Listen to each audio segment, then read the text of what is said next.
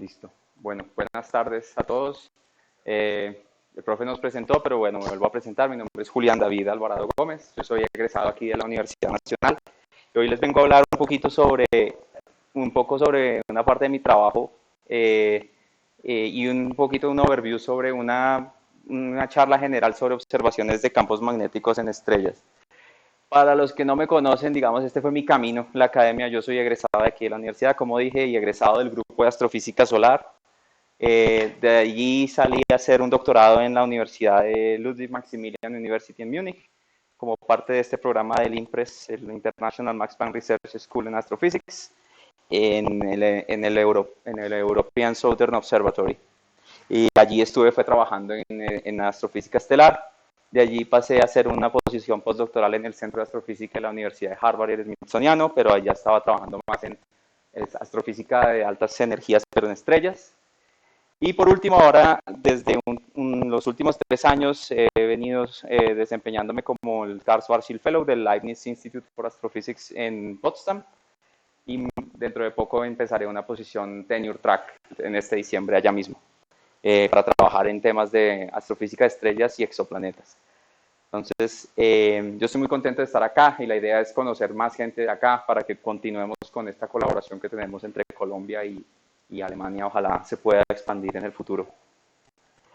Lo que les voy a hablar hoy en esta primera parte de esta charla se puede resumir básicamente en esta frase de cómo se detecta y cómo se mapea el campo magnético en estrellas. Lo que les voy a presentar aquí está muy fuertemente basado en 2 libros, 2 capítulos de 2 libros, que son este libro de Cosmic Magnetic Fields, que corresponde a las notas de clase, digamos, de una escuela de astrofísica que se hace en Canarias. Y el capítulo 3 va por Oleg Kochukov, que es un profesor en Uppsala, que es uno de los grandes expertos en astrofísica y en campos magnéticos en estrellas.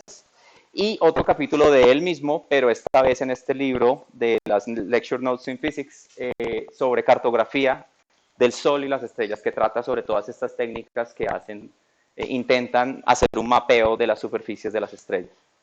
Entonces, lo primero que les voy a contar, pues, es algo que posiblemente ustedes ya saben, que cuando uno habla de campos magnéticos en la astrofísica, uno necesariamente se está refiriendo al efecto Zeeman y a la espectropolarimetría. En la primera semana de este curso ustedes posiblemente vieron esto con Sebastián, un poquito sobre qué es lo que sucede con el efecto Zeeman. Recordarán de sus cursos de física que en la presencia de un campo magnético externo las líneas espectrales sufren desdoblamientos o pueden incluso a veces solo ensancharse y debido a la presencia de ese campo magnético. Ese splitting o ensanchamiento de las líneas es una función que es proporcional a la magnitud del campo magnético y a la vez también es proporcional a la longitud de onda de la línea que uno está mirando. Entonces, de esa ecuación de allí nomás, uno ya se da cuenta inmediatamente que mientras más largas las longitudes de onda, pues el desdoblamiento de Zeeman es mejor, o es más fácil de detectar. Hay una constante numérica y un factor G, que es el factor de Landé efectivo, que básicamente lo que dice es qué tan sensible es la transición electrónica o puede ser molecular también, aunque es más complicado ahí, qué tan sensible es a esta interacción con el campo magnético externo. Entonces define la fuerza de la interacción básicamente. Hay líneas que se conocen como magnéticamente nulas, que su factor de Landé es 0, entonces básicamente no reaccionan al campo magnético para nada y son extremadamente útiles como referencia y diagnóstico. Una cosa menos conocida, de la que no se habla mucho en los cursos de física, es que además del desdoblamiento, el efecto Zeeman introduce una señal de polarización en cada una de estas componentes que se desdoblan. Y esa señal de polarización depende, entre otras cosas, de la geometría del campo magnético que está generando el efecto Zeeman y de la posición del observador. Entonces eso se esquematiza, digamos así, donde, bueno, básicamente estas simplemente son las transiciones. Sin campo magnético uno tiene una sola línea. Y en el caso más simple, uno prende el campo magnético y lo que era una línea se desdobla en otras 2. O sea, básicamente tienes 3, una con menos energía, una con más energía, y de estas se conocen como las sigma red, sigma blue, las componentes sigma, y la componente central, que es la componente pi. Entonces, en la derecha, lo que ustedes van a ver es que dependiendo de la orientación donde esté un observador, esas componentes que se desdoblaron van a tener una característica de polarización diferente. Si uno observa en la misma dirección en la que va el campo magnético, lo que uno va a observar es solamente las componentes azul y roja con polarizaciones circulares opuestas. Y si uno observa en una dirección perpendicular al campo magnético, lo que uno observa es que las componentes azul y rojas tienen polarización lineal, ambas en la misma dirección, y la componente central tiene una componente también de polarización lineal, pero perpendicular a las otras dos. Entonces, en principio, si uno, este es el principio de todo, es si uno puede medir el desdoblamiento y la polarización en las líneas espectrales, en principio lo que dice es todo esto es que es posible recuperar las propiedades vectoriales del campo magnético. Ese es, digamos, como diríamos en Colombia, el meollo del asunto, ¿no? Ahora, eso es un poco más difícil de lo que parece, pero bueno. Usualmente cuando uno habla de polarización, la polarización se describe en términos de estos llamados parámetros de Stokes, que los vamos a estar escuchando un montón en esta charla y ustedes posiblemente los escucharon durante mucho más en la charla de Sebastián y de pronto un poco lo que les contó Eliana antes. Usualmente estos parámetros lo que hacen es describir la radiación, la polarización de la radiación en términos de simplemente sumas y restas de, digamos, intensidades con cierto tipo de polarizaciones a distintos ángulos. Lo que importa de estas ecuaciones es que los parámetros de Stokes están definidos como sumas y restas de intensidades y por tanto se pueden medir. Entonces, así es de hecho como en algunos telescopios se miden. Se utilizan polarizadores en distintos ángulos para construir, digamos, el perfil de polarización circular o el perfil de polarización lineal. Entonces, cuando hablamos de espectroscopía, que es la espectroscopía normal que ustedes hacen en los cursos, digamos, básicos de astrofísica, uno está solo trabajando con el parámetro de Stokes I, que es la intensidad total de la radiación. Pero la espectropolarimetría tiene que lidiar adicionalmente ahí con la polarización lineal expresada por Q y U y la polarización circular que está expresada por la letra B. Entonces, ustedes quizás ya vieron sus cursos de transferencia radiativa, donde tienen que analizar el camino de la radiación y todos estos procesos que sufre. Cuando ustedes trabajan en espectropolarimetría, hay que trabajar en una ecuación más complicada, que es la ecuación de transferencia radiativa de luz polarizada, que es realmente mucho más complicada.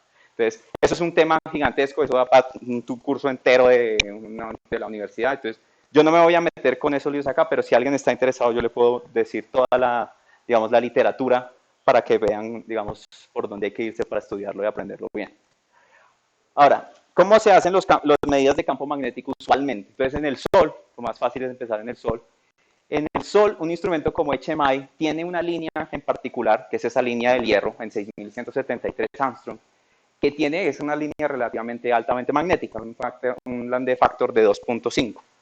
Y lo que hace HMI tiene estos filtros, que son 6 filtros distintos que están mapeando la línea completamente, y cada uno de estos filtros puede seleccionar si quiere medir polarización lineal o polarización circular, básicamente.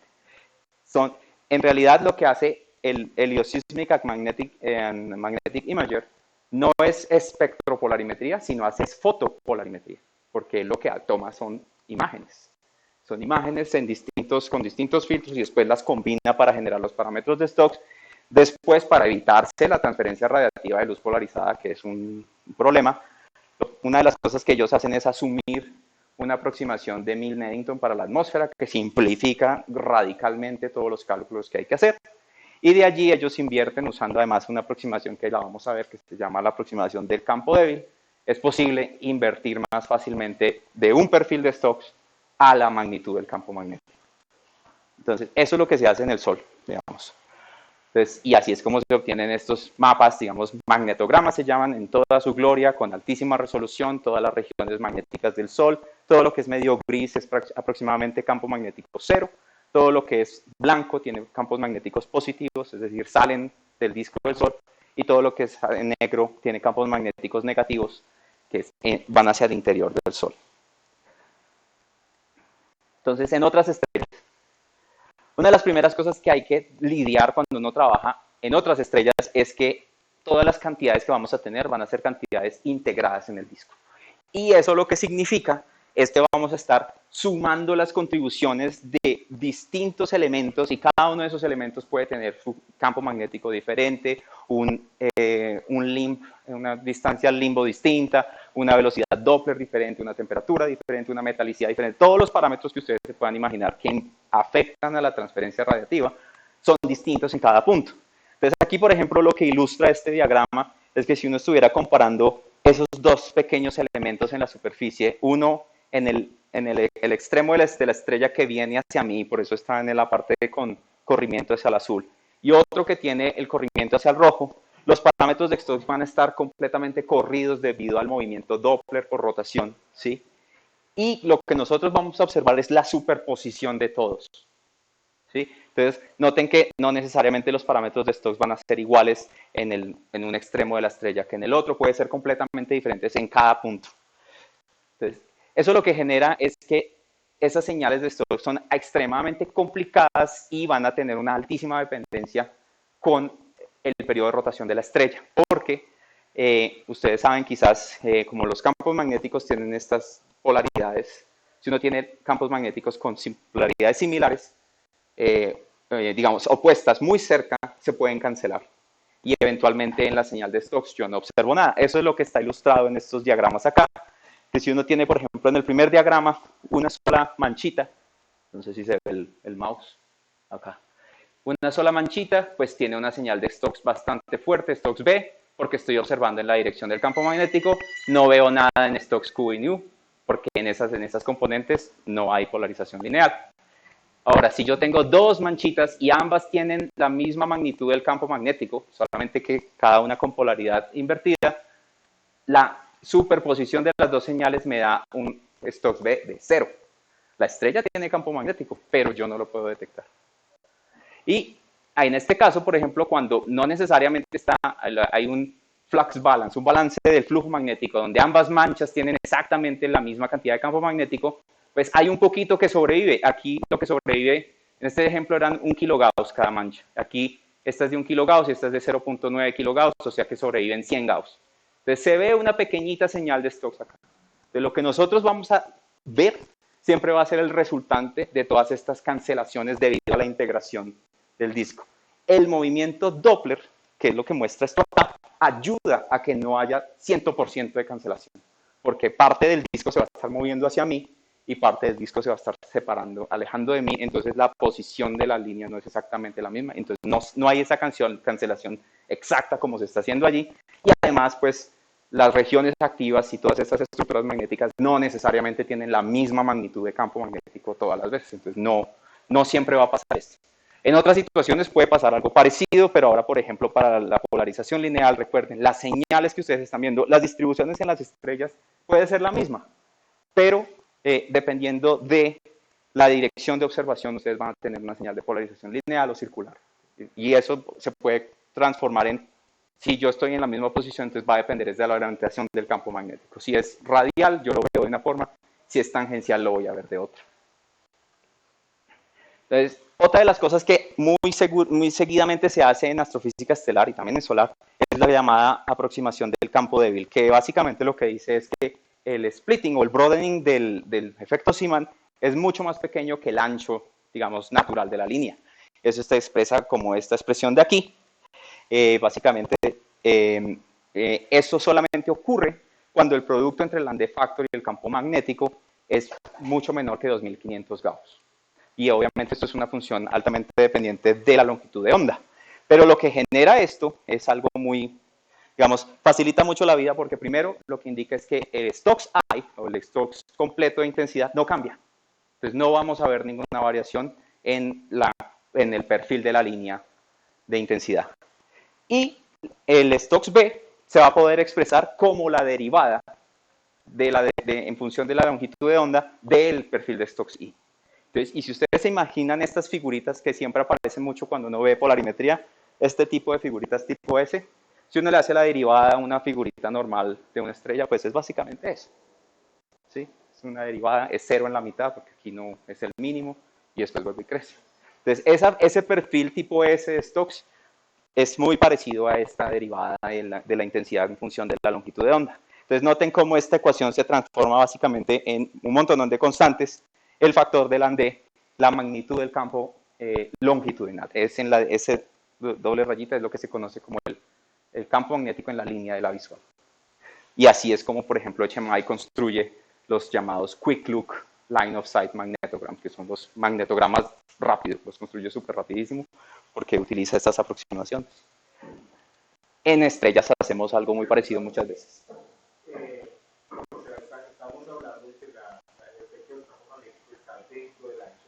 Sí, sí.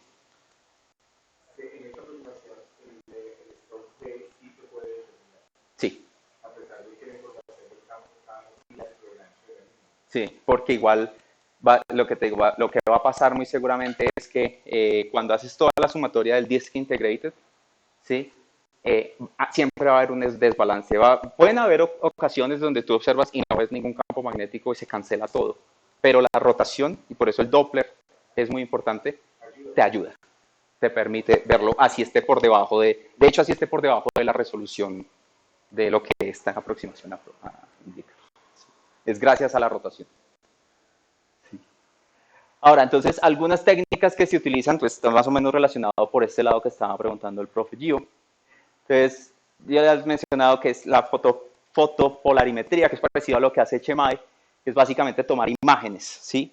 Y yo no les voy a hablar de la de banda ancha porque tiene una aplicabilidad muy limitada y pues son solo objetos muy exóticos y la verdad era mucho tema para estar acá. Entonces, solamente esta, básicamente hace un poquito lo que hace HMI, pero en líneas muy anchas, por ejemplo H-beta, ¿sí? Y típicamente se aplica a estrellas de alta masa, ¿sí? Entonces, que tienen líneas muy anchas, son líneas muy fuertes, entonces básicamente lo que se hace es medir en dos filtros que están uno hacia el azul y uno hacia el rojo, y utilizando la misma aproximación que están ahí, se puede estimar la magnitud del campo promedio, que es ese BZ en promedio. Y el error típico es del orden de 50 grados, que por cierto es más o menos, 50 grados, perdón, es más o menos el mismo error típico de un magnetograma de HMI en su line of sight, en la versión más cruda, digamos, porque pues están aplicando básicamente el mismo método.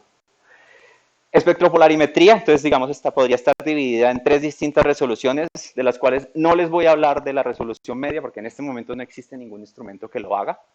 Pero entonces, y les voy a hablar más en detalle de la alta resolución, solamente diré de la baja resolución, que básicamente trata de hacer algo similar a lo que se hace arriba, pero ahora sí tratando de resolver un poco las líneas. Entonces, lo que sucede aquí, por ejemplo, en esta resolución tenemos un instrumento en el BLT, que es Force 1 o 2, tiene una resolución de aproximadamente como 2500, 2600. Y lo que se hace aquí es medir, tratar simplemente de medir la polarización circular, y noten que toda esta ecuación, lo mismo, todas son constantes, entonces lo que se busca es medir esta cantidad y cómo depende la intensidad en función de la longitud de onda para muchas líneas, para muchas líneas. Entonces, esa es una ecuación de una línea recta, ¿sí? Donde la pendiente es el producto del campo magnético con el factor de la T, porque todo el resto son cosas conocidas, ¿sí? Entonces, de la pendiente de esa línea, uno puede determinar el campo magnético, el producto del campo magnético con G promedio, que en este caso esta es una estrella magnética, aproximadamente 2 kilogauss de campo magnético, y la de allá, como es plano, es una estrella no magnética. Ahí es el promedio de todas, porque de hecho casi todas son no resueltas. Casi todas son no resueltas. Sí, sí, sí, sí. Esa línea roja es básicamente, haces una linear regression y la pendiente de esa curva es tu producto de G por B. Sí. Pero ese G promedio, B promedio, porque ahí no se puede sacar de otro modo. Promedio. Ese corre de ellos van cogiendo cada longitud de onda de cada línea que puedan hacerlo, entonces lambda va corriendo en el espectro. Sí, todas, todas. Sí, yo creo que sí, en ese momento no recuerdo, por favor. Pero sí, sí, sí. Usualmente todas estas son en cantidades promedio. Sí.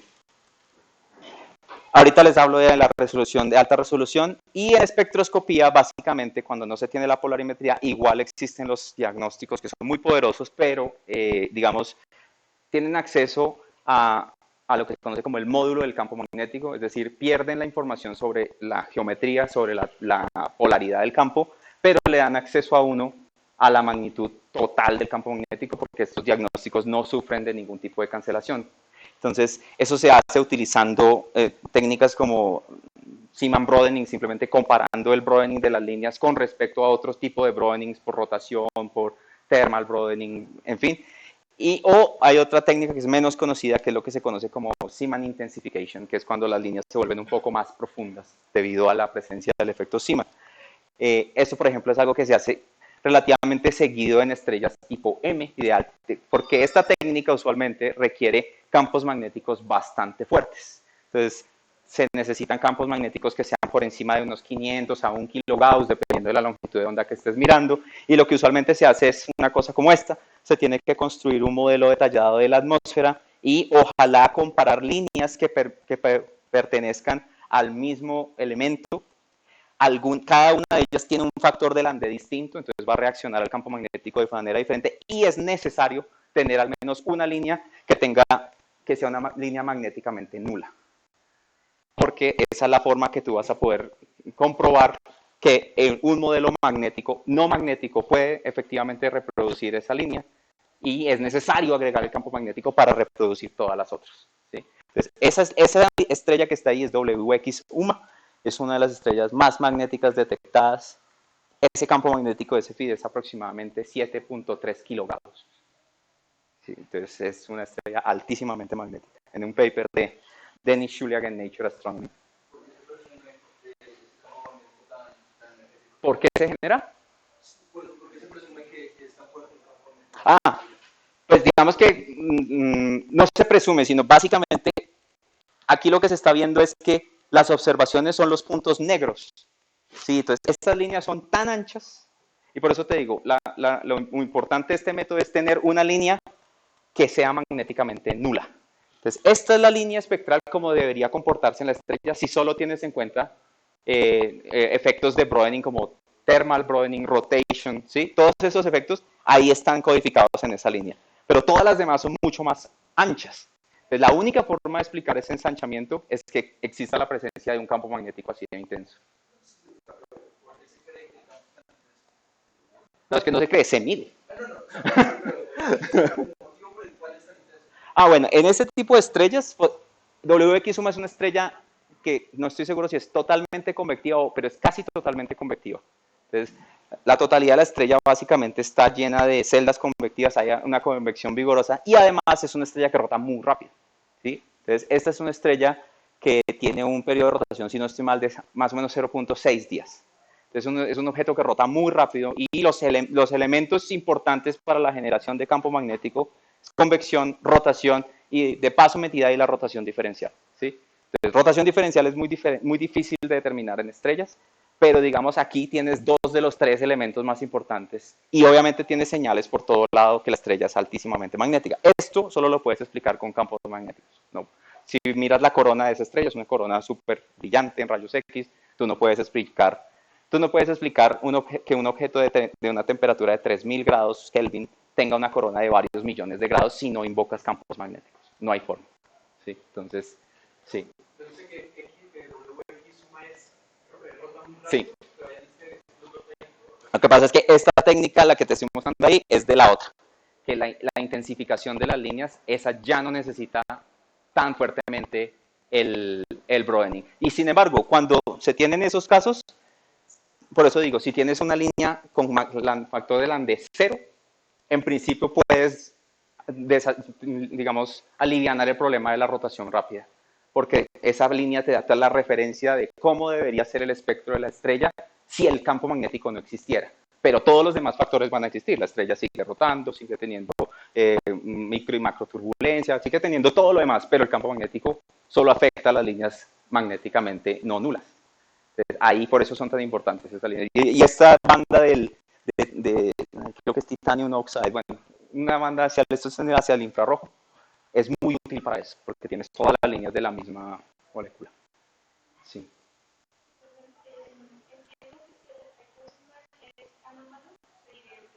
Sí. Sí. Sí.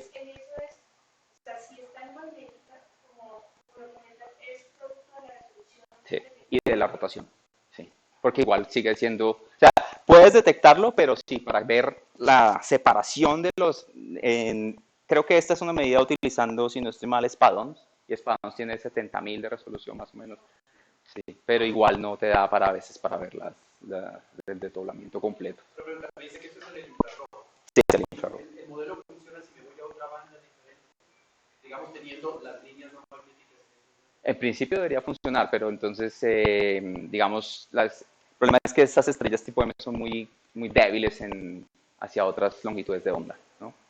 Y claro, entonces, espadón 11 en principio podría haber todo el visible, pero si por ejemplo, si esto fuera un espectro de Spirou, esto es solo infrarrojo, ¿sí? Entonces, en este momento no lo sé, no recuerdo qué instrumento es el que tomó esta medida.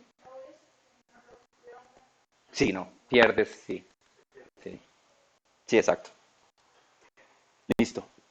Entonces, rápidamente, aquí pues básicamente lo que ya estaba mencionando, un poco sobre la alta resolución, espectropolarimetría de alta resolución. Y estos son los tres instrumentos que básicamente más han generado la gran mayoría de resultados que existen actualmente en publicaciones. Es Narval, un telescopio en Francia, en el Bernard-Liot Telescope, es un telescopio de 2 metros y tiene una resolución aproximadamente de 65.000, pero tiene una cobertura de longitud de onda bastante buena, va desde el azul hasta casi un micrón. Tenemos Espadons en el Canada France Hawaii Telescope, que está en Hawái, y este tiene 70.000 más o menos de resolución. Es en principio, Narval es un instrumento en principio gemelo de Espadón, solamente que está en un telescopio más pequeño, que este Narval ya no existe, pero bueno, ahorita más adelante lo veremos. Y en el hemisferio sur, el único en el hemisferio sur, es digamos, el modo de polarización del High Accuracy Radial Planet Search en el telescopio de 3.6 metros en la ESO, en La Silla, en Chile, que es el de más alta resolución, 110.000, 120.000.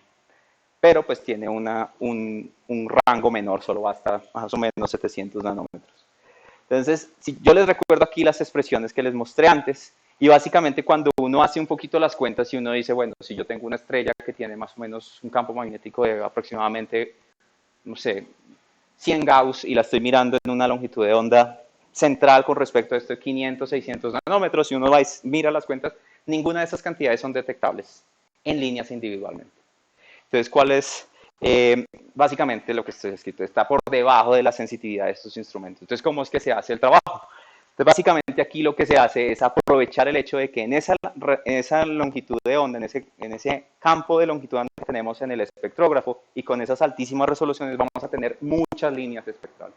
Entonces, de allí viene la técnica más utilizada para tratar de detectar campos magnéticos, que es una técnica desarrollada pues ya durante bastante tiempo y ha sido discutida muchísimo con mejoras y en fin, si quieren leer, yo recomiendo el paper de Oleg del 2010, que es muy bueno, que le dice a uno cuándo funciona, cuándo no funciona, en fin. Pero básicamente la idea de esta técnica es que no vamos a enfocarnos a medir el campo magnético de una única línea de esta, sino vamos a sumar del orden de 8.000 a 10.000 líneas que tenemos en uno de estos espectrógrafos para aumentar la señal de nuestra medida. Entonces, hay unas suposiciones, esto es básicamente como se escribe matricialmente, no importa aquí, esto no importa. Lo único que importa aquí, por ejemplo, es que para la polarización circular, cada una de las líneas va a estar pesada por su factor de Landé y su longitud de onda, básicamente. Y hay una aproximación adicional que dice que el perfil de Stokes de todas las líneas es parecido. Entonces, es lo que se llama allí como autosimilitud. De tal manera que la profundidad de la línea. Porque obviamente líneas más profundas se contribuyen. Entonces, básicamente esto se puede escribir en forma matricial. Eso está a esta hora y con este calor nadie quiere hacer esto. Entonces, básicamente se llama Least Squares Deconvolution o el LSD porque cuando uno hace la inversión y quiere encontrar lo que está buscando se convierte en un problema de mínimos cuadrados. Por eso se llama así.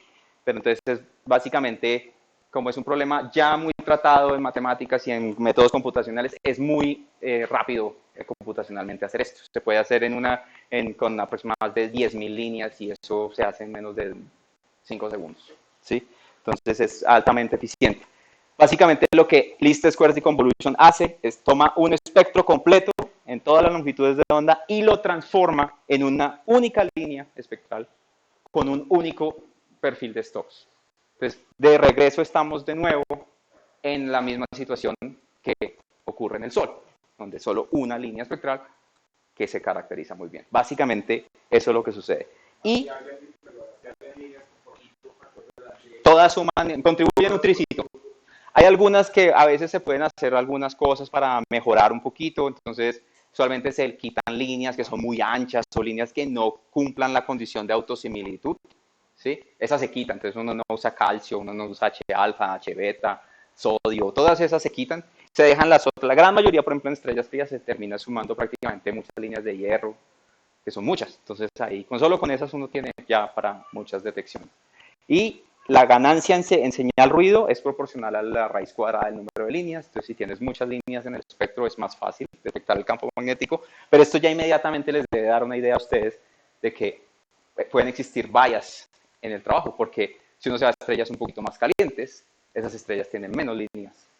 Entonces, es más difícil detectar el campo magnético, quizás porque físicamente una estrella más caliente puede tener más dificultades porque su zona convectiva es más pequeña y es allí donde se cree que el campo magnético se genera, pero adicionalmente la técnica no ayuda para estrellas que tengan pocas líneas, ¿sí? Entonces, es para que lo tengan en cuenta. Y sin embargo, para estrellas frías normales, digamos, uno puede llegar a sensitividades polarimétricas de 10 a la menos 5, que es mayor que en el Sol.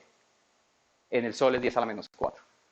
Entonces, en estrellas se llega a sensitividades mayores que en el Sol. Y adicionalmente porque en polarimetría de noche no se tiene que lidiar con el zinc diurno, que es una pesadilla en astrofísica solar, digamos. En ground base estoy hablando, ¿no?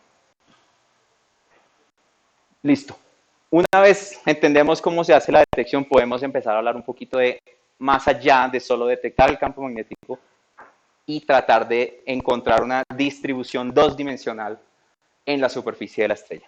Y eso se conoce, pues la técnica más utilizada, de hecho creo que es la única técnica que existe en este momento, es Zeeman Doppler Imaging.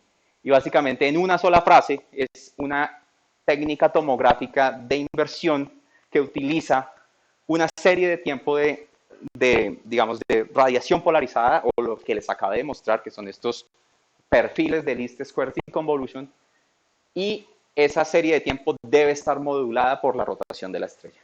Entonces, usualmente se utiliza solamente polarización circular, y yo les voy a mostrar en una diapositiva por qué, pero básicamente la razón es que el perfil de polarización circular es típicamente siempre más fuerte que el de polarización lineal para campos magnéticos en estrellas comunes y corrientes, digamos.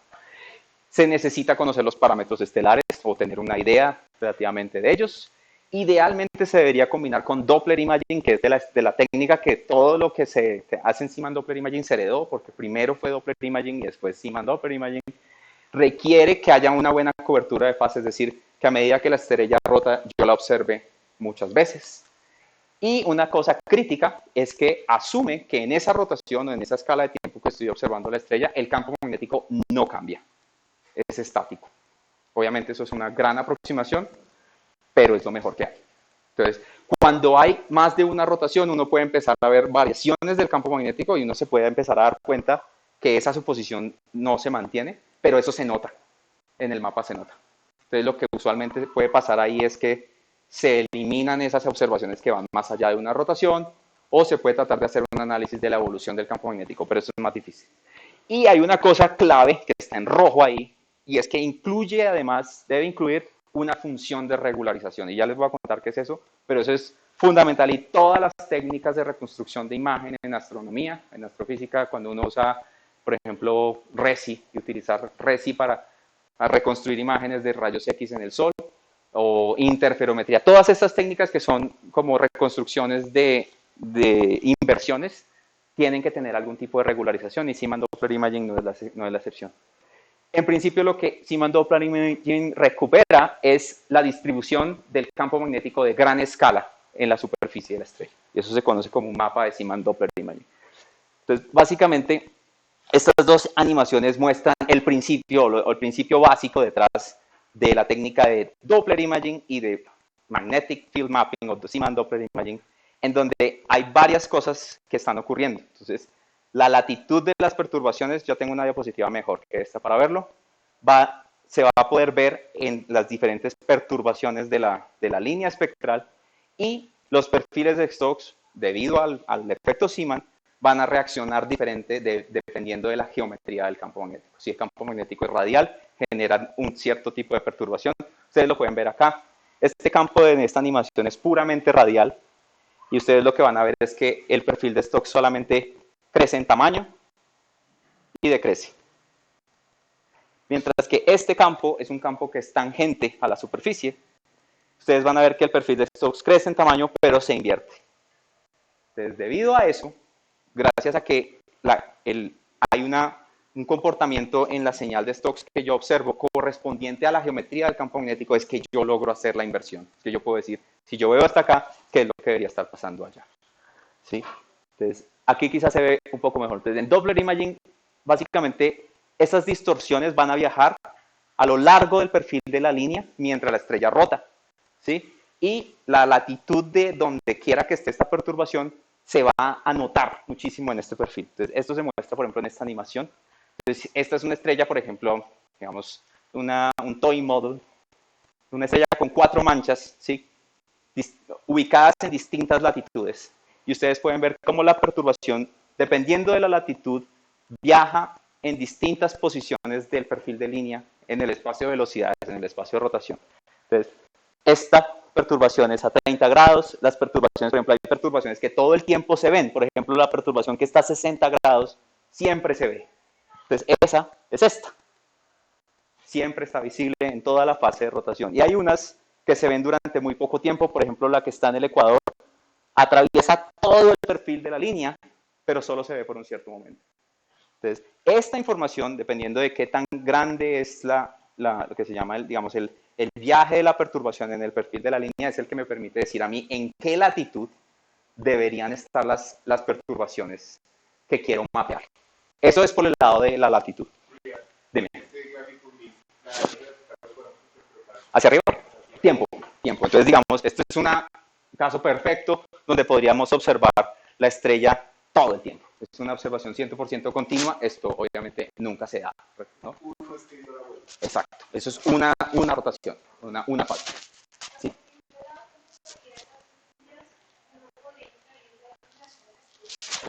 La inclinación se puede tratar, lo que hace Siemens Doppler Imaging es trabajarlo como un parámetro en el que puedes marginalizar la reconstrucción. Entonces puedes tratar de determinar cuál es la mejor inclinación que te genere a ti la perturbación. El problema es que la inclinación es altamente degenerada con otros parámetros. Entonces la inclinación usualmente es mejor tratar de determinarla de otro lado. ¿Sí? De pronto, lo que muchas veces ocurre es que se conoce el periodo de rotación, por ejemplo, por fotometría, y se tiene algún tipo de indicación de cuál posiblemente es el radio de la estrella debido a su tipo espectral o de algún otro lado, y de allí se combinan para encontrar un valor aproximado de la inclinación. Siemens Doppler Imaging se ha intentado usar para determinar inclinaciones, pero se ha mostrado que puede caer en mínimos locales de la minimización y entonces no te permite determinar el valor. Sí, es altamente degenerado. Entonces, ese es un problema, por ejemplo, que solar pues no se enfrenta mucho porque pues, tiene una inclinación 90 grados prácticamente siempre, pero en las estrellas a priori uno no conoce la inclinación. Es allí donde a veces, por ejemplo, los exoplanetas son bastante útiles, porque un exoplaneta que te transita te puede permitir tener un grado extra de libertad para tratar de determinar cuál es el rotation axis, el eje de rotación del sistema, ¿no?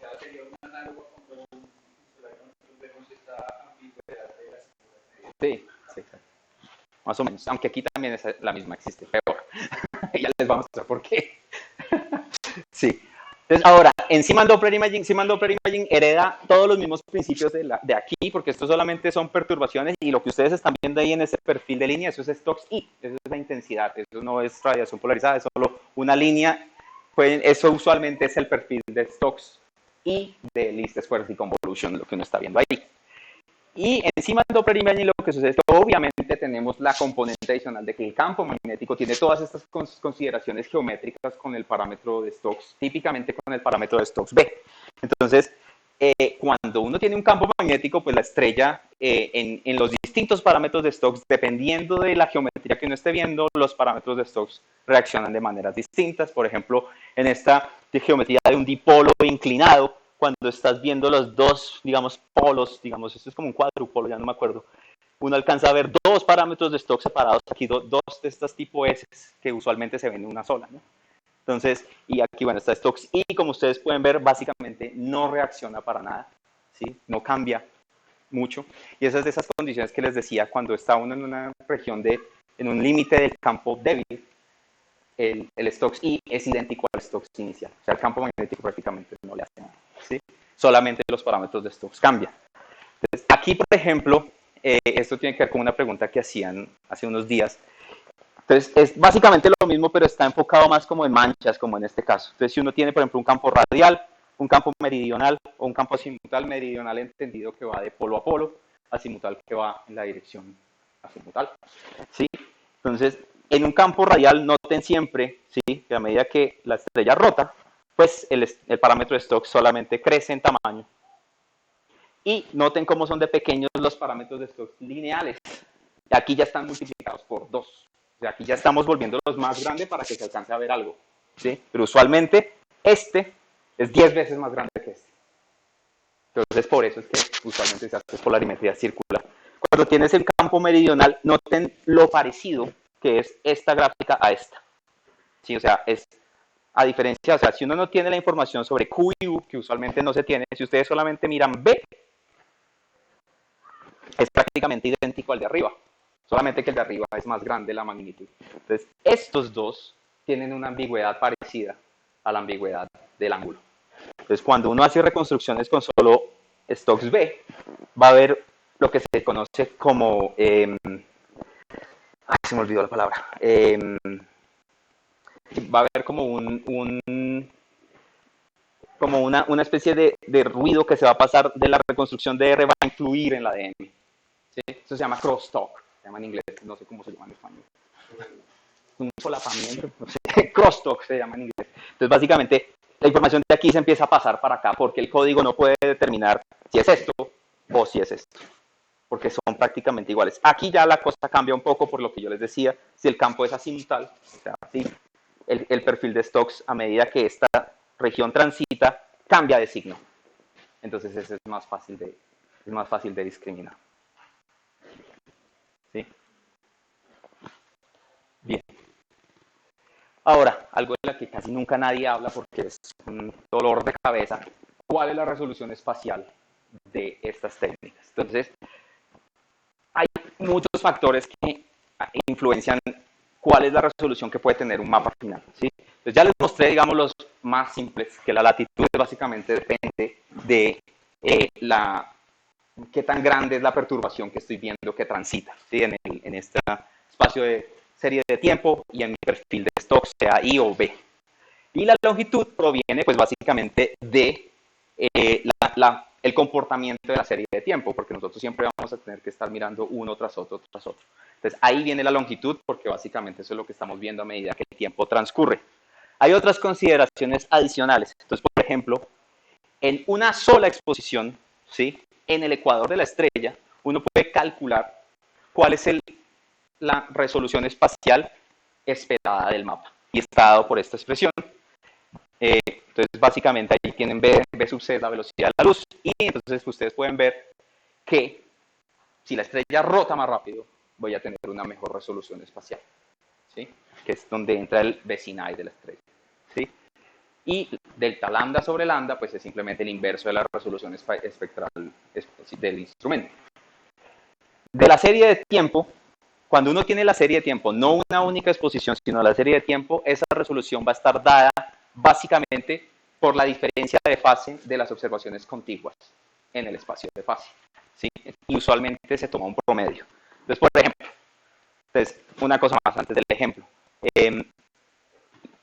Lo que les comentaba hace un momento, en el Sol no hay ese problema casi, pero en estrellas no sabemos la inclinación. Entonces, esa inclinación nos va a poner un límite de la cantidad de superficie que vamos a poder ver. Si tenemos una estrella que está, por ejemplo, de hecho una estrella a 90 grados no se puede hacer bien con Simon Doppler Imaging, pero bueno, eso es una cosa para que lo piensen. Pero digamos, si uno inclina la estrella, por ejemplo, 30 grados, pues va a haber un pedazo de la estrella que nunca va a poder ver, ¿sí? O si está pole on, pues nunca voy a poder ver el hemisferio de atrás, ¿sí? Entonces, la inclinación me determina a mí la fracción visible de la superficie. Entonces, por ejemplo, en una reconstrucción de Seaman Doppler Imaging de esta estrella que yo trabajé durante mi doctorado utilizando HARPS-POL. Entonces, HARPS-POL tiene una resolución de 120.000. Esta es la reconstrucción, ¿sí? Y ustedes pueden ver aquí los parámetros estelares, una estrella G8 de la secuencia principal, más joven que el Sol, 7.7 días de rotación, una temperatura parecida al Sol y un vecinal de 5.3 kilómetros por segundo. ¿Sí? Entonces aquí ustedes ven ya, pueden ver los parámetros de Stokes. Entonces, las observaciones pues tienen sus barras de error y el rojo es básicamente esta reconstrucción cómo reproduce las observaciones. ¿Sí?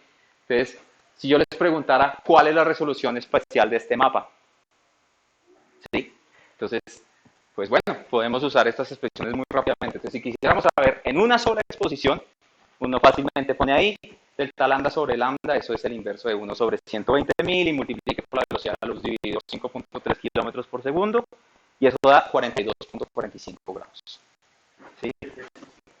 La velocidad de la luz. La velocidad de la luz. Esa es una notación un poco rara. También yo hubiera puesto C, pero lo saqué del libro de Oleg. O sea. Sí, es la velocidad de la luz. Y ahora, si tenemos en cuenta la serie de tiempo para poder calcular eso, uno tiene que ir a mirar estos numeritos que todas las reconstrucciones de Seaman Doppler Imaging los tienen que dar, que es la fase de cada observación. Y calcular la diferencia de fase de observaciones consecutivas y bla, bla, bla. Y para esta observación, esa diferencia de fase promedio es 0.095 más o menos, y cuando uno lo pone allí, le da que la resolución es aproximadamente 34.2 grados. Entonces, si ustedes miran este mapa, entonces eso es lo que les va a permitir a ustedes es decir, ok, esto es lo que puede resolver, porque básicamente eso subtiende 30 grados. ¿Sí? A esto le creo, a esto posiblemente no. Y si ustedes notan por qué pudo pasar esto, lo pueden ver aquí. Estas rayitas de arriba que se muestran acá, todos los mapas de Seaman Doppler Imaging los traen, lo que indican es en qué momento de la rotación se observó. ¿Sí? Entonces empezamos a observar aquí, la estrella rotó, yo observé aquí, la estrella rotó, observé. La estrella dio una rotación completa y yo la volví a observar aquí. Por eso hay dos rayitas pegadas acá, dos rayitas pegadas acá. Entonces estas dos rayitas pegadas acá, no es que yo la observé 2 veces muy rápido, sino la observé una rotación después. ¿Qué pasó? Que ya mi suposición de que el campo magnético de la estrella estático ya no funciona y se ve. Entonces, para uno poder ver un mapa y decir, uy, yo le creo a esta pequeño feature, a esta pequeña característica, propiedad, lo que sea, estructura que veo ahí, y le creo, uno primero tiene que mirar esto. ¿Sí? ¿Cuál es la resolución promedio? Todas estas son cantidades relativamente promedio porque hay muchas cosas que son muy complicadas. Por ejemplo, uno puede decir, pero no entiendo muy bien por qué la resolución va a ser mayor. Y ustedes tienen que tener en cuenta que cuando yo observo la estrella aquí, ¿sí? Yo no solo estoy viendo ese meridiano. Yo veo todo el disco de la estrella. Entonces yo veo 45 grados por acá y 45 grados por acá. Y en cada posición que yo me pare es lo mismo. ¿Sí? Entonces, cada observación mapea todo el disco visible de la estrella y pues, de hecho es más, es 90 grados en cada dirección, perdón. Es 90 grados en cada dirección, 360 grados. Pero en cada observación yo veo 180 grados del mapa. Entonces, eso es lo que está pasando y por eso es que se debe tener en cuenta qué tan denso es el sampling de las observaciones con respecto a la rotación, que es esa fase. Radial, meridional y azimutal. Y la línea punteada, por ejemplo, te indica el límite de visibilidad por la inclinación. Por debajo no se ve nada. No lo estamos viendo en la observación. Bien.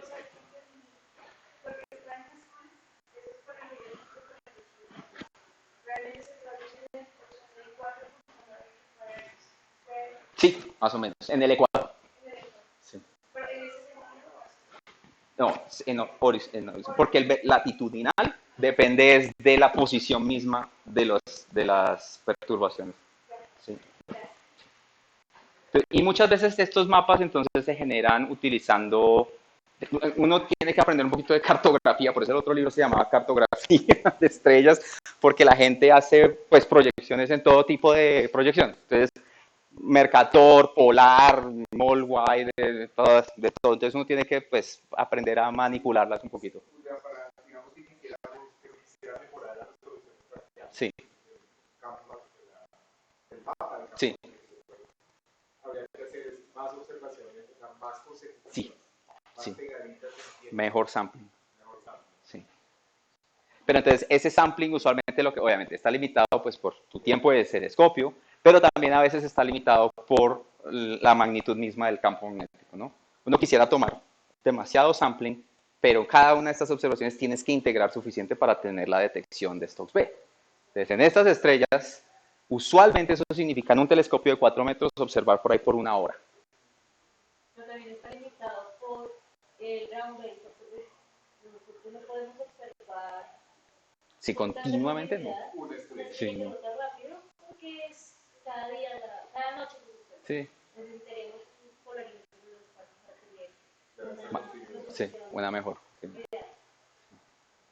Sí, sí, sí. Entonces, por ejemplo, esa es la razón por la cual este espaciamiento es como tan uniforme, ¿no? Porque ahí básicamente lo que está metido es noche tras noche, ¿no? No quisiera hacerlo más seguido, pero pues, no se puede.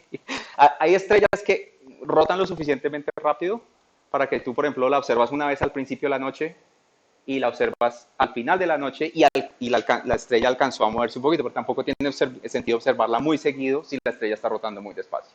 Entonces, esa es la razón, por ejemplo, por la cual un Carrington Map del Sol lo construyen es con observaciones que van en donde el Sol se ha movido un día, ¿sí? Un día entero, ¿no? Porque pues el Sol tiene 25 días de rotación. ¿Sí? Entonces, pues en estas estrellas es un poco más rápido, pero igual. O sea, eso es lo que básicamente mata la resolución espacial de los mapas. O sea, eso es. Y esta que es la parte más fea, que se llaman can of worms, que es, pero pues es necesario, y es la regularización. Cuando habla de regularización, ¿a qué te refieres? A esto, profe. Que ese problema, el problema de coger una serie de tiempo unidimensional, que es el Stokes B, cambiando en el tiempo, y transformarlo en una imagen dos-dimensional, es un problema que no se puede resolver matemáticamente con solución única. Entonces, y eso ya está demostrado desde hace un montón. Entonces, ¿qué hacemos? ¿No hacemos nada? Pues no. Entonces, eso lo que significa, sí, eso lo que significa es que existe un número infinito de distribuciones de campos magnéticos que te puede reproducir las observaciones que estás viendo. Entonces, ¿qué hago?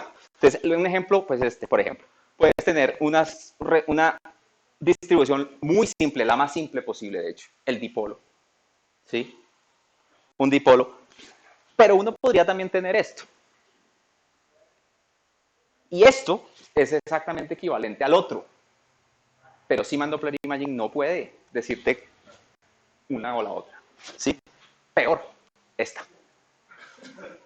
¿Por qué? Porque aquí, por ejemplo, pues todo lo positivo está arriba, todo lo negativo está abajo, pero aquí está mezclado, pero está construido de tal manera que cuando se cancele, quede arriba positivo y cuando se cancele, quede abajo negativo. Entonces, esto ilustra el problema de en inglés se llama ill-posed, es como, no está bien construido el problema, no se puede resolver porque usted no tiene información suficiente. Lo que hace la regularización es básicamente obtiene la solución más simple que puede reproducir las observaciones y es básicamente un Occam's Razor ahí, ¿no? Y ya. Me voy a la más simple posible. ¿Sí? Y hay varias maneras de hacer eso, y hay dos que son las más usadas, que son dos distintos tipos de regularización. Una se llama de Tikhonov y la otra es Maximum Entropy, que es muy conocida. ¿Sí? Entonces, Tikhonov lo que busca es que los gradientes locales sean lo más pequeños posibles. Entonces, él va a evitar que exista estas cosas. Porque ahí lo que vas a tener es un punto ahí alto campo magnético y después hay poquito, entonces el gradiente es muy grande. Entonces, Tikhonov va a tratar de que eso no pase. Entonces, lo que hacen estas funciones es ponerle una penalización a ese tipo de distribuciones donde el campo magnético es muy complejo, lleno de gradientes. Y Maximum Entropy hace algo muy parecido y lo que hace es tratar de minimizar la cantidad de información que le tienes que poner al mapa. Entonces, en vez de ponerle 100 manchas que le estés poniendo acá, pues le pongo 2. Y si puedo con 2, ya. Eso es lo que hace. Y ambos procedimientos generan resultados bastante similares, aunque pues hay casos críticos y bueno. Si quieren leer eso, pero esa es la parte más fea de todo esto. O sea, y lo que la regularización genera al final es que la solución que uno obtiene es única, siempre y cuando siga la misma regularización. ¿Sí? Si uno sigue máximo un entropy y usando los mismos parámetros estelares, uno debería llegar al mismo mapa.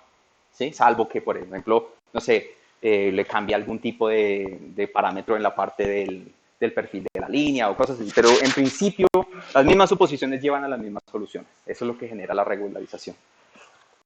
Adicionalmente, digamos, trata de evitar que se fitee el ruido de la observación. Y eso es una de las cosas en las que yo, digamos, trabajé un poquito durante el doctorado y ahí pudimos sacar algo en uno de los artículos. Hay una forma en la que encontramos para tratar de calcular en qué momento de estas reconstrucciones de Seaman Doppler Imaging estábamos pasando de hacer un fit a la parte física de la información y en qué momento ya nos estábamos yendo a fitear ruido, básicamente, porque eso puede pasar. ¿Sí?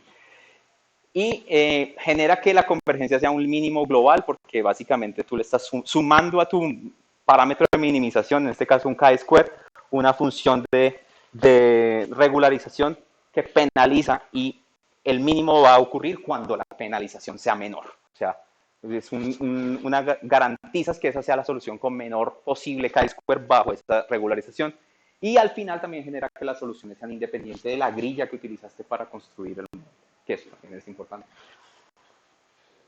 Listo. Algunos ejemplos no tan bonitos como el mío, pero pues ahí están. Entonces, por ejemplo, este es Saibu, una estrella G8 de la secuencia principal. Y lo mismo, entonces, todos estos mapas uno se acostumbra a verlos, las rayitas que indican cuándo se observó, ¿sí? Las tres componentes del campo. Noten, por ejemplo, que esta proyección Mercator va, digamos, de 90 grados a solo menos 30, porque no estamos viendo 60 grados del hemisferio sur, la estrella está inclinada. ¿Sí? Y esta banda súper fuerte de campo azimutal, que todas estas estrellas que rotan relativamente rápido, ¿sí? 6.4 días, empiezan a mostrar, tienen campos toroidales alrededor de la estrella. ¿Sí? Esta es la magnitud del campo en Gauss. Y esta es otra, esta es WX UMA, la misma que les mostré, pero esta es la reconstrucción en Seaman Doppler Imaging de esa misma estrella. Y aquí lo que les digo, hay que volverse un poquito cartógrafo acá, porque aquí ya estamos viendo, es una proyección flattened polar, o polar aplanada. Estamos viendo desde el polo norte de la estrella hacia abajo como si la estrella estuviera aplanada en una página. Este es el polo visible. Cada uno de estos anillos corresponde a 30 grados de latitud.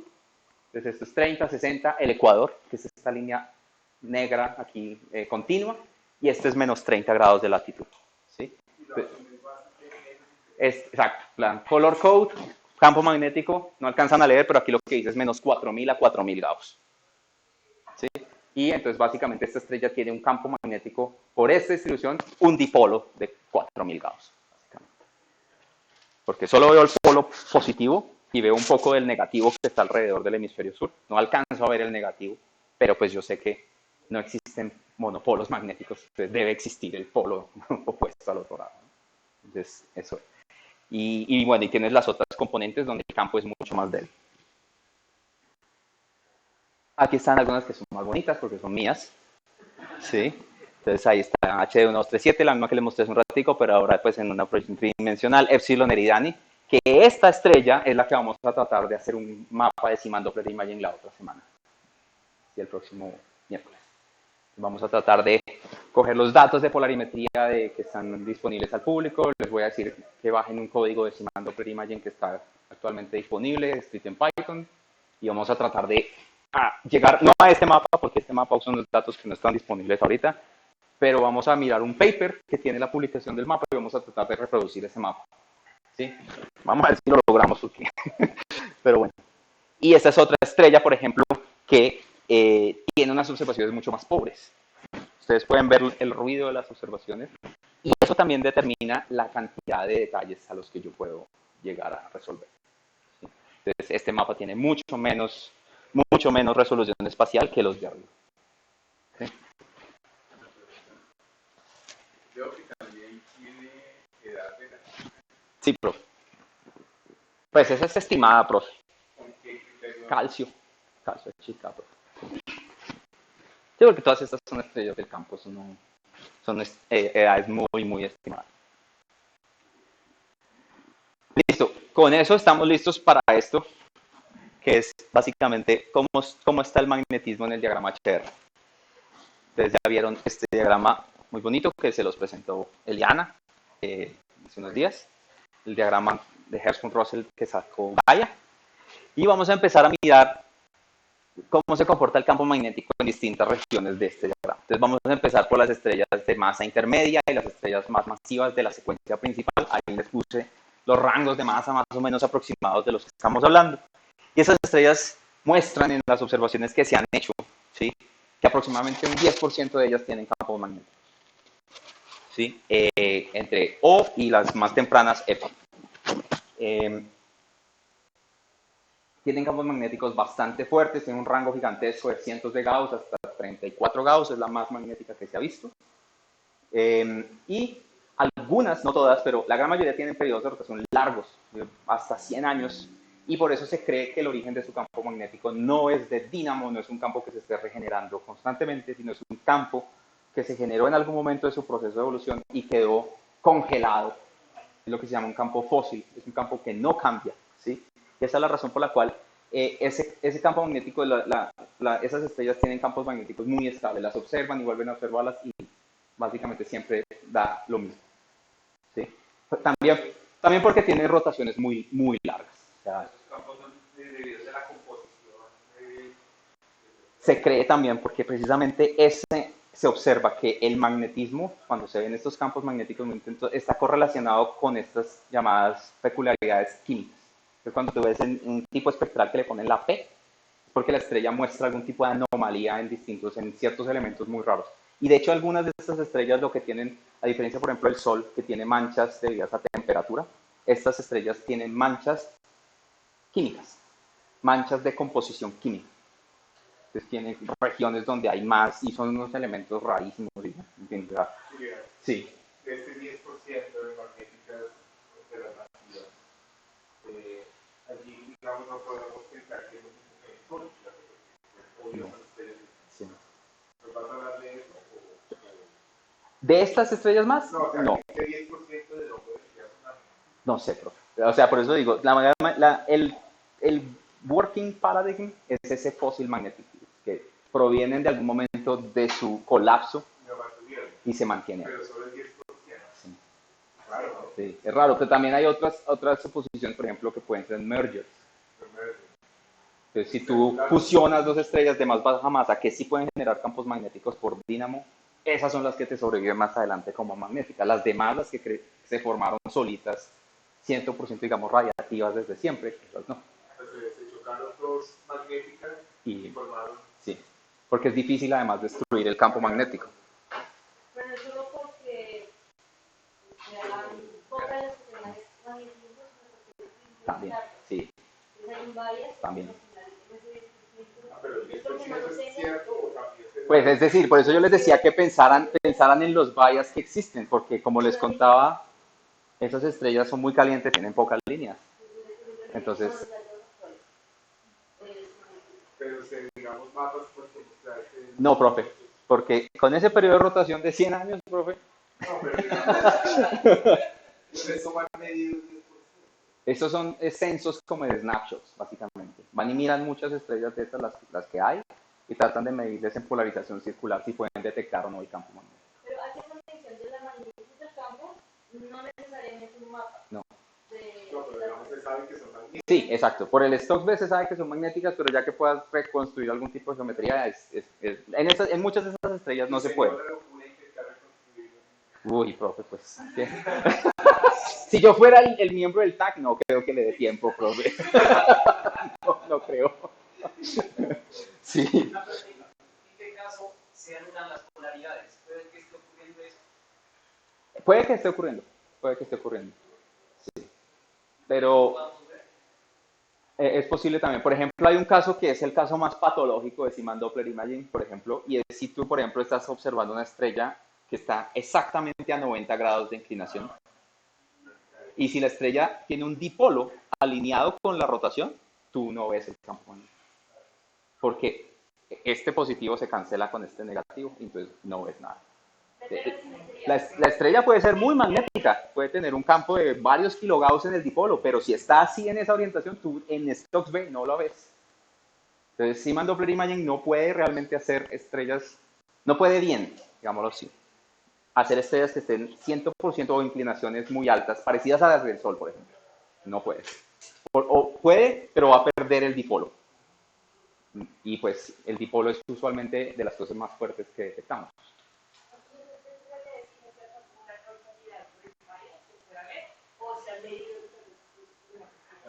Se ha medido, sí, eso se mide, sí, eso se mide. Sí.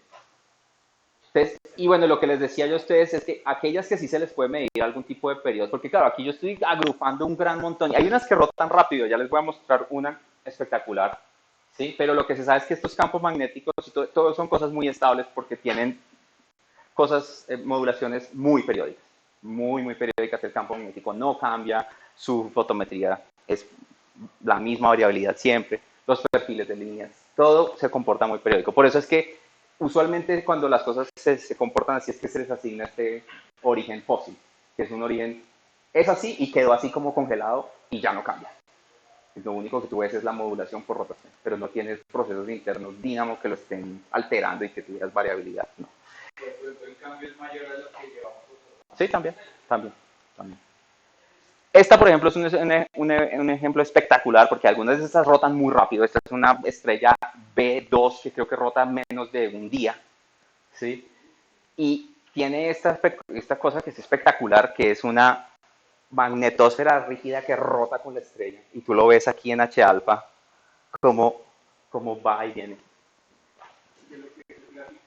Esta es la línea de H alfa, profe, con un montón de espectros todos dibujados uno sobre otro, y en rojo está como el baseline, ¿sí? Y tú ves acá, ese mismo diagrama de fase, hacia arriba corre el tiempo, y lo que se está ploteando es esta misma ventana. Entonces aquí en el centro está H alfa, y lo que se está viendo aquí son una nube que está rotando, que es un plasma atrapado en la magnetosfera de esta estrella que tiene un campo magnético súper fuerte, y el plasma rota. Entonces aquí lo ves en blue shifted, aquí lo ves red shifted. Lo que pasa es que el color es raro porque yo le hubiera puesto otros colores, yo le hubiera puesto aquí rojo y azul a esto, pero bueno, porque este es red shift, esto es blue shift, esto es red shift, y aquí tú ves cuando la perturbación transita, entonces se ve en absorción, y por eso es que aquí está por debajo. Entonces es espectacular. Más o menos, pero aquí es una sola línea, H alfa, y por una estrella que tiene una cosa gigantesca, y rota muy rápido. Si tú ves este eje de aquí, no lo alcanzas a leer ahí, pero cuando veas esto de pronto, aquí el vecinai es como de 500 kilómetros por segundo.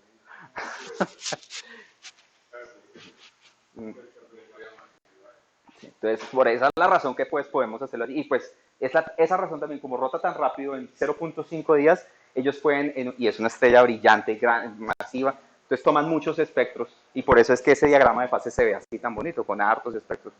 Pero en una estrella fría uno no, muy, muy difícilmente puede hacer eso.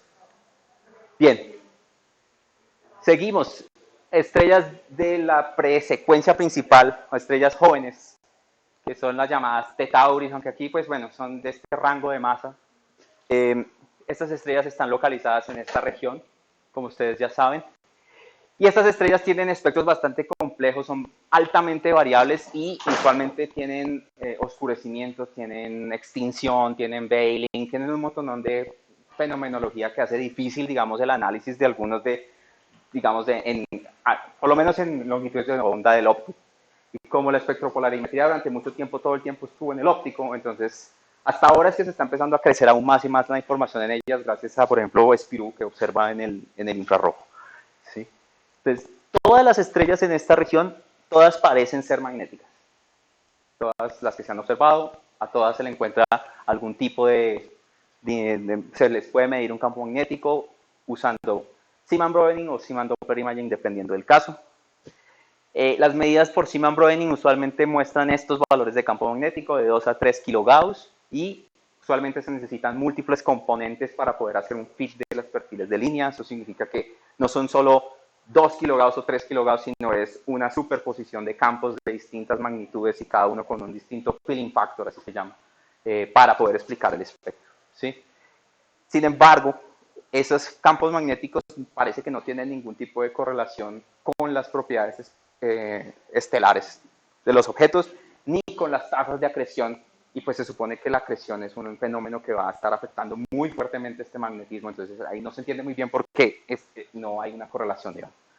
Mientras que en Zeeman Doppler Imaging los campos son más débiles, generalmente es así, pero sin embargo alcanzan a llegar a un par de kilogauss, y tal parece, al menos en una visión inicial, en un paper por Scott Gregory, que hay como una especie como de correlación, digamos, entre los parámetros estelares y las propiedades del campo magnético. Entonces, por ejemplo, está este diagrama que muestra 4 distintas zonas de estrellas de distintas masas, ¿sí? Aquí están las más masivas, las menos masivas, y aquí vamos moviéndonos, digamos, bajando la masa, pero si ustedes recuerdan, si vamos bajando la masa, también la estructura interna de la estrella cambia. Cuando lleguemos aquí, estas estrellas primeras de acá, las que son más masivas, tienen campos magnéticos complejos, no axisimétricos y son bastante débiles en su componente dipolar, campos magnéticos del orden de 100 Gauss, menos. A medida que bajamos en masa, entonces empezamos a crear campos magnéticos más axisimétricos y con componentes que dominan en altos órdenes, como el octopolo. Y ya los campos suben a 500 Gauss. Cuando llegamos aquí a la parte 3, estos campos son 100% axisimétricos y ya usualmente son de kilogauss, ¿sí? Y usualmente ya son dipolares, bastante fuerte. Y lo interesante es que aquí nos acercamos, estamos muy cerca del límite, el fully convective limit, que es cuando la estrella es totalmente convectiva, que es esta línea punteada que está aquí. Y hay poca posible evidencia de que en estas ultra bajas masas de acá, entonces hay topologías adicionales, que es también algo parecido a lo que observamos en estrellas tipo M, que en estrellas que tienen muy baja masa hay como una superposición y uno puede tener de las dos. Estrellas con campos magnéticos muy fuertes pero simples y estrellas con campos magnéticos muy débiles pero complejos. Así tampoco funciona el caso solar. No, tampoco. Ahí también tocaba explicar de otra forma. Sí. La pregunta no sería un poco así. No. Y este se supone que es dínamo, pero aquí la gente habla, por ejemplo, de este es bi-stability dynamo porque tienes toda la estrella convectiva y turbulence. Y no necesitas tacoclina para generar esto porque no tienen tacoclina. Entonces, pero digamos observacionalmente se ve y es parecido a lo que se ve en las estrellas tipo M de secuencia principal. Dime. Sí. Hacia acá abajo. No todas, hacia acá abajo. Sí. Entonces, en esa región, lo que entiendo es que tiende el modelo a ser bipolar. Sí, antes del full convective limit, sí. En el 3, donde está el numerito 3, esas, las que se han logrado medir en esa región del diagrama HR, muestran campos magnéticos dipolares fuertes, kilogauss. Pero en la región, no entiendo que el modelo es más exótico, más. Campos magnéticos, sí, claro, también, sí. Sí. Y en esa pregunta, o sea, en este caso, observacionalmente se ve como ese moteado que nos mostraba anteriormente. Todos los mismos problemas que te conté antes aquí son incluso peores. Sí.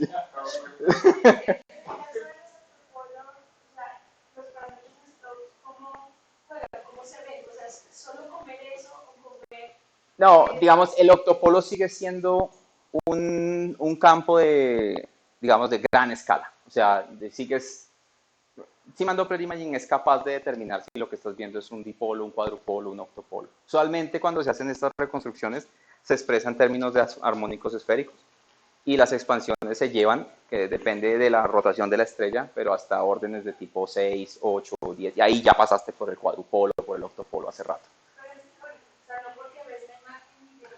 No, tú no ves la imagen, tú ves es un perfil de una serie de tiempo de Stokes, ¿no?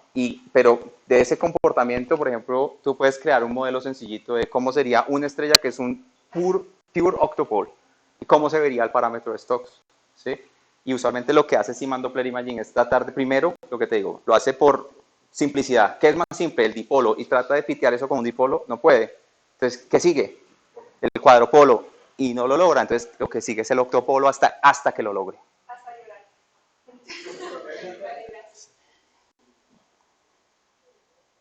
Listo. Seguimos hacia las post-main sequence. Ya estrellas evolucionadas, estas son gigantes de alta masa, digamos, en esta región de allí del diagrama HR. Y estas estrellas hay relativamente poca información porque una de las personas que más sabía, que es Jason Grunwood, él se retiró de la astronomía, entonces ya no hay personas que estén haciendo esto, hasta que yo sepa. Hay gente que sigue, pero él era de los que más hacía estas investigaciones.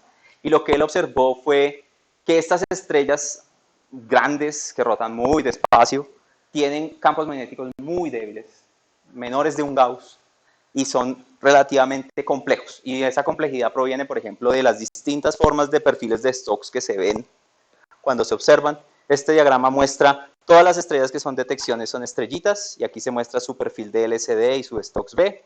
Todas las estrellas que son triangulitos son marginal detections, donde no alcanzas a llegar a la significancia como para, digamos, mostrarla, pero es marginal, con un poco mejor, más señal ruido de pronto se detectara, y los cuadritos negros son non-detection. ¿Sí? Entonces, no es posible hacer un mapa de Simon Doppler imaging de estas estrellas, porque pues, son estrellas que tienen periodos de rotación, que son, algunas ni siquiera sabemos cuál es el periodo de rotación. Y la incidencia de campos magnéticos puede ser muy alta. O sea, aquí yo puse el número relativamente más conservador, pero puede ser hasta el 100%. O sea,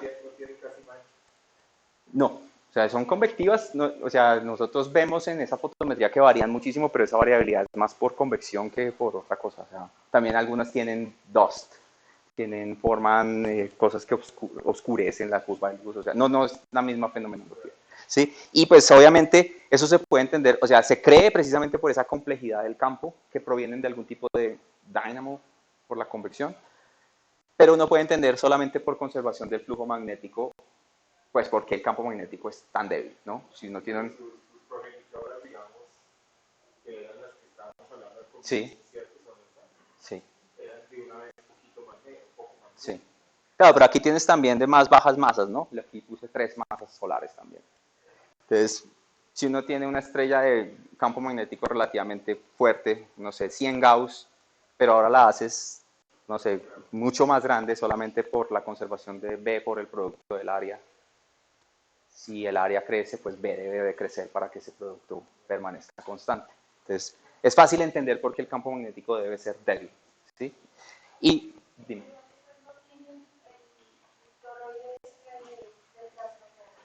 Algunas muestran perfiles de Stokes que uno podría pensar que pueden ser campos azimutales, pero no hay forma de hacer una serie de tiempo para reconstruir esto porque ni siquiera sabemos algunas su periodo de rotación.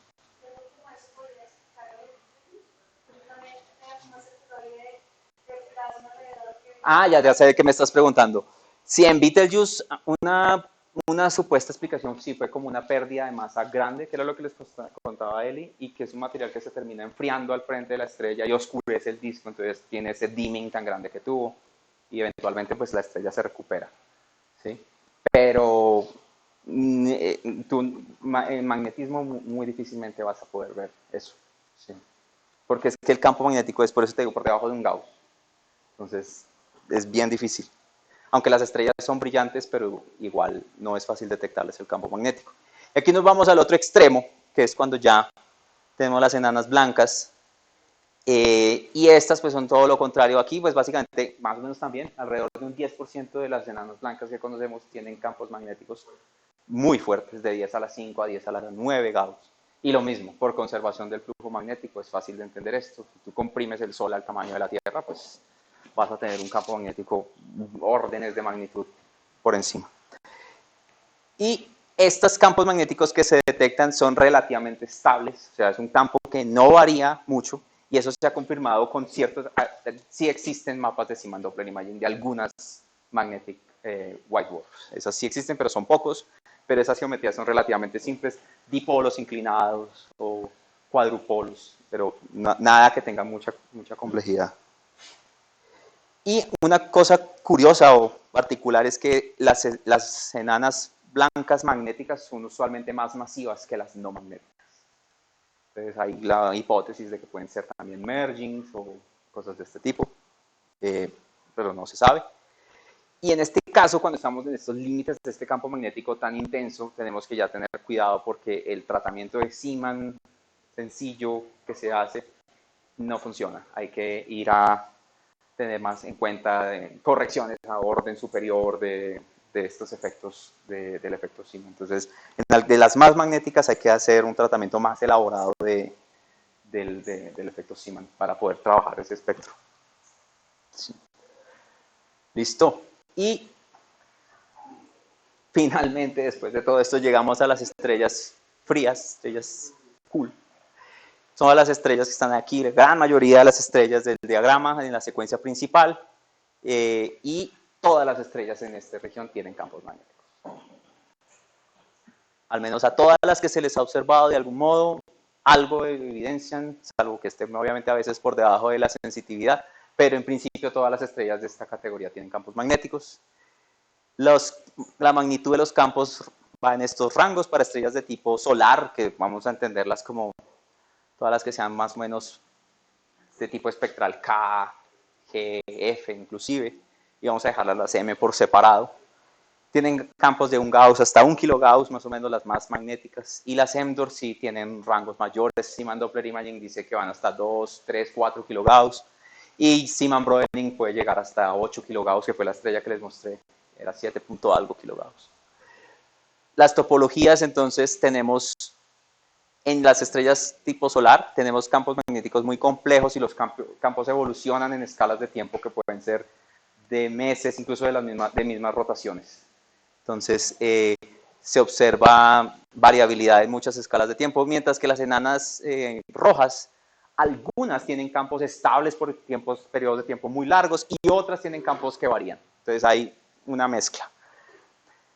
En las estrellas tipo solar, las propiedades magnéticas muestran una correlación con todo este tipo de propiedades de indicadores, de los llamados indicadores clásicos de actividad, entonces rayos X, calcio, H y K, también con rotación, estrellas que rotan más rápido muestran campos magnéticos más intensos, y eso pues obviamente rotación es un proxy de la edad, entonces también el magnetismo es más intenso con la edad, que es básicamente como se espera que sea. Y se ha observado comportamiento cíclico con Zeeman Doppler Imaging, y yo les voy a mostrar el mejor ejemplo de todos de eso. Y en estrellas tipo M, entonces aparece esta bimodalidad que yo te hablaba, profe, que es cuando hay estrellas que tienen parámetros estelares muy parecidos en términos de rotación y masa y todo, y unas tienen un campo magnético muy simple y grande y poderoso, y otras tienen un campo magnético complicado y débil. Y no hay como una forma muy sencilla de explicar por qué pasa. Hay una correlación con el Rossby number. Esta correlación existe en la magnitud del campo magnético, pero la correlación es más débil en la proxies de actividad, sobre todo porque estas estrellas tienen muy poco calcio, H, usualmente se mide en H alfa y en rayos X, ¿no? Pero la serie sí puede tener HK en emisión. Sí, pero usualmente pues ahí los espectrógrafos, no, esas estrellas no, tienen muy poquita señal ahí. Entonces, ¿Qué línea de actividad? El triplete del infrarrojo, que no es tan bueno como el otro, pero del calcio. H-alfa casi siempre es lo que le hacen a esas estrellas, pero pues a mí H-alfa no me parece personalmente, porque H-alfa no... En algunas de ellas sí muestra mucha actividad y está en emisión inclusive, ¿no? Pero no, si uno hace una analogía con el Sol, H-alfa en el Sol o en estrellas tipo solar no cambia nada. Nada. Entonces... Sí, no, o sea, tiene que ser una estrella muy magnética para que H-alfa haga algo. O sea, y sobre todo con la serie. Sí. No, en la CM usan H-alfa como el indicador de actividad, digamos, típico. Sí. Y rayos X cuando hay. Sí. Aproximadamente en este momento tenemos del orden de 100 estrellas que han sido mapeadas con Zeeman Doppler Imaging de este tipo, de estrellas de secuencia principal frías, digamos, de esta categoría. Y ese esfuerzo, digamos, básicamente la gran mayoría lo ha liderado el proyecto BCool, ¿sí? Y 3 instituciones, en realidad. Uppsala, que es donde Oleg trabaja y que yo diría que es la persona que más sabe de esto en el mundo. En el AIP, que también había una escuela de Zeeman Doppler Imaging durante mucho tiempo, con Klaus Strassmayer y gente que hacía Thorsten Karl. Y en la ESO, cuando Gate estaba allá, cuando yo pasé por allá también, pero ahora pues Gate está en la ESA, entonces pues, y ahorita ya no hay nadie en la ESO haciendo eso. Sí. Pero obviamente también tiene que ver un poco con lo que decía él y la falta también algunos instrumentos, ¿no? En el hemisferio sur, por ejemplo, solo está HARPS, no hay más nada. Entonces, hay mucho por hacer y la gran mayoría de la información que se tiene es del hemisferio norte. Casi. Es fácil, ¿no? Es muy elaborado. Sí, requiere mucho tiempo. Y eso la gente lo está buscando. Sí, pero cada vez se está viendo que es más necesario, ¿no? Porque si queremos realmente entender un exoplaneta, una atmósfera de un exoplaneta, uno tiene que saber qué es lo que está haciendo la estrella. Y pues no hay otra forma, hay que caracterizarla de la mejor manera posible. La gente le interesa evaporación de exoplanetas, pero esa evaporación está debido a la corona de la estrella. ¿Y cómo vas a explicar la corona si no tienes campos magnéticos? O sea, los campos magnéticos están metidos detrás de todo. El viento estelar, que quita las atmósferas con erosión, cosas como flares y coronal mass ejections, todo es magnético. Entonces, digamos que la comunidad se ha enfocado mucho en vamos a tratar de encontrar los exoplanetas y a encontrarlos. Y ahora que está empezando la época de caracterización, digamos, yo creo que van a empezar a aparecer muchas cosas que... Sí, y cosas que para realmente poderlo entender, necesitamos entender mejor la estrella. No más un espectro de transmission spectroscopy de un exoplaneta. Si uno no sabe bien lo que está haciendo la estrella atrás, exactamente. Sí. No, es porque son las... No, es por el campo magnético, güey. Es por el campo magnético, güey. No. Ah. Sí. Bien, y con esas observaciones se construye el famoso, infamous, confusograma, que fue el diagrama que ya les mostró Eli. Y básicamente es un diagrama que trata de resumir muchas cosas en un solo diagrama, ¿no? Entonces es un diagrama que muestra masa contra periodo de rotación. Lo que ustedes ven en esta línea punteada es el límite de fully convective stars. Por debajo todas esas estrellas son totalmente convectivas, arriba son parcialmente convectivas. Tenemos el Sol arriba, lo que les mostraba Eliana en las sesiones pasadas. Tenemos aquí el comportamiento esperado, digamos, a medida que yo me muevo en esta dirección. Lo que estoy haciendo es disminuyendo el periodo de rotación. La estrella rota más rápido, entonces es más joven, ¿no? Y las estrellas más jóvenes van a tener símbolos más grandes, que lo que significa es que el campo magnético es más fuerte, ¿sí? También van a haber un cambio, por ejemplo, de estos simbolitos son más redonditos y estos son más estrellitas. Y eso lo que significa es que el campo cambia su geometría un poco, de ser poloidal a una geometría más toroidal, ¿sí? Y es lo que yo les decía, esas estrellas que rotan más rápido tienen estos campos magnéticos que forman estos como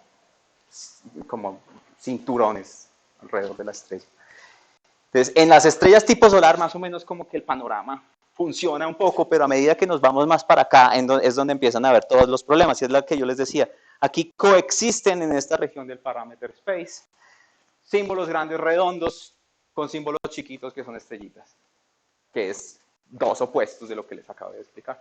Y eso lo llaman un dynamo B stability, porque a veces se observa en planetas que pueden tener campos magnéticos globales, organizados, dipólos grandes, en planetas, estoy hablando de simulaciones de dinamo de planetas, y a veces ese campo también puede volverse como un poco más turbulento, entonces genera campos magnéticos más desorganizados, de menor, digamos, de mayor complejidad, pero menor magnitud, digamos.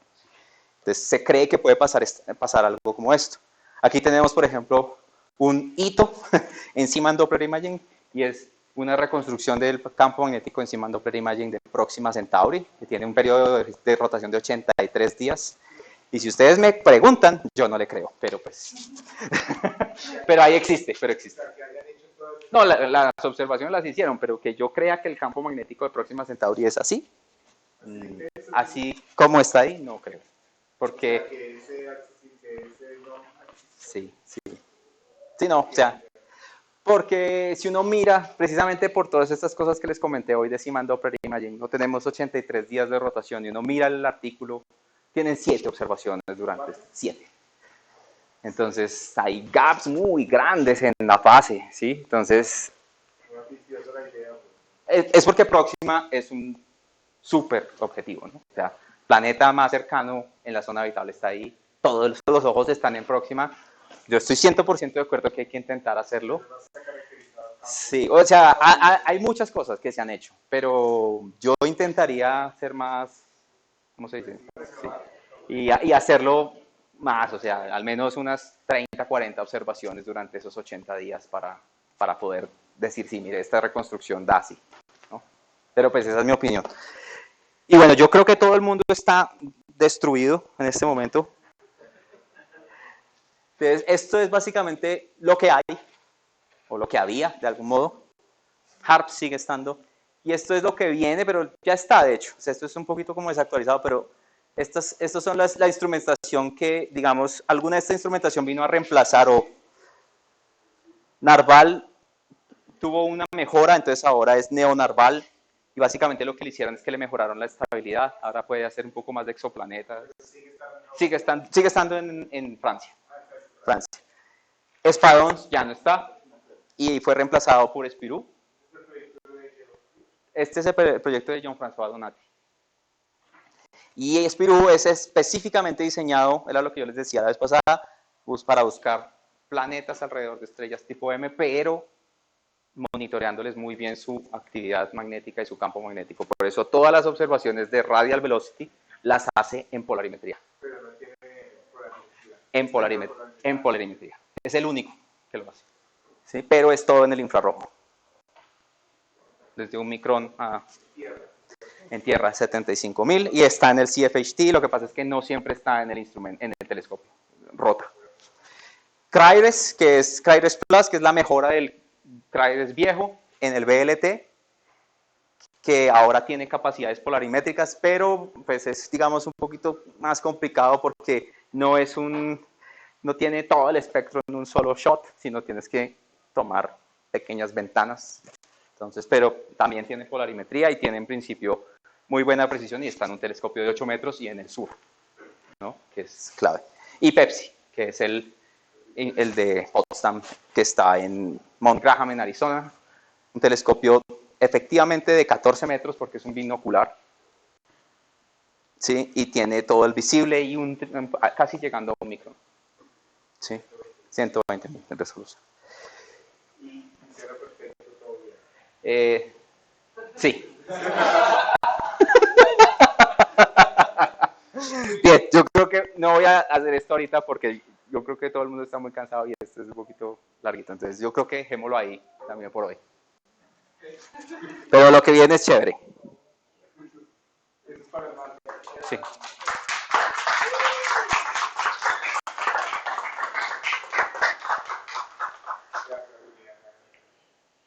Listo. Voy a presentar el